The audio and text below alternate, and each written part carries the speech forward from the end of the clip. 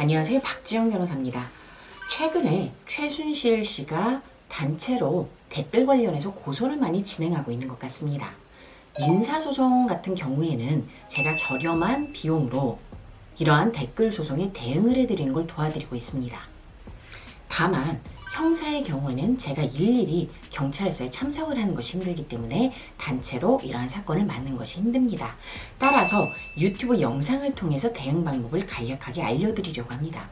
가장 먼저 경찰로부터 연락이 오면 절대 당황하지 마시고 조사 일정을 잡으십시오. 조사 일정에 나가면 간략하게 주민등록증 확인하고 그 다음에 신상에 대해 좀 묻습니다. 이름, 나이 등등이요. 기본적으로 묻는 절차니 너무 무리하지 마시고요. 그 다음에 사건에 대해 묻습니다. 몇 날 며칠 몇 시에 어떤 기사에 어떤 댓글을 다신 사실이 있나요? 맞다면 맞다고 하시면 됩니다.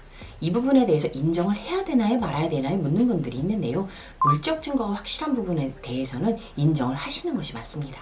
다만 아까 말했듯 원래대로라면은 모욕적인 내용이 들어가 있을 때 모욕죄에 해당돼서 처벌을 받는 것이 맞지만 모든 모욕적인 글들이 다 처벌을 받는 것이 아니기 때문에 대응을 하셔야 됩니다. 즉 잘못은 했지만 제 사정을 좀 참작해 주십시오라는 그러한 스탠스를 유지하셔야 됩니다. 먼저 해당 게시글, 즉 기사의 내용을 좀 설명을 해주세요. 아마 최순실 씨가 워낙 잘못한 게 많기 때문에 그러한 부분에 대해서 기사가 났을 겁니다. 그러한 기사를 보고서 화가 나서 우발적으로 일회성으로 댓글을 단 것에 불과하다.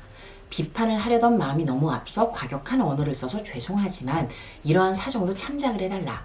최순실 씨로 인해 많은 국민들이 정신적 고통을 입었지만 최순실 씨는 어떤 위자료도 지급한 적이 없죠. 그럼에도 불구하고 본인에 대한 댓글에 대해 더욱이 비판을 받을 만한 일을 했음에도 불구하고 단체로 소송을 거는 부분은 합의금 목적의 소송으로 볼 여지가 충분히 있습니다. 이 부분은 제 개인 의견이 아니라 2015년도쯤 대검찰청에서 보도자료를 낸 바가 있습니다. 합의금 소송, 합의금 고소에 대한 의미를 정의를 해주었습니다. 수십, 수백, 수천 명에게 한꺼번에 고소를 하는 경우 사소한 일로 이러한 부분을 정의한 것이기 때문에 간단하게 나쁜 년, 나쁜 놈 이 정도 일회성 댓글로 가지고 벌금형까지 가는 경우는 보지 못했고요.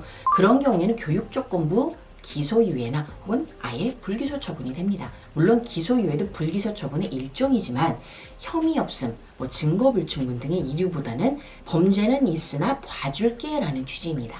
전과가 전혀 남지 않고요.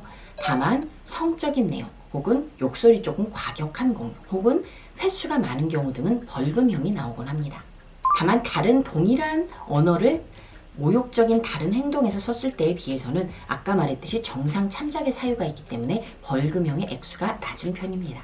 이러한 부분을 참고하셔서 절대 합의하지 말고 경찰 조사를 받으면서 말씀을 하시면 됩니다.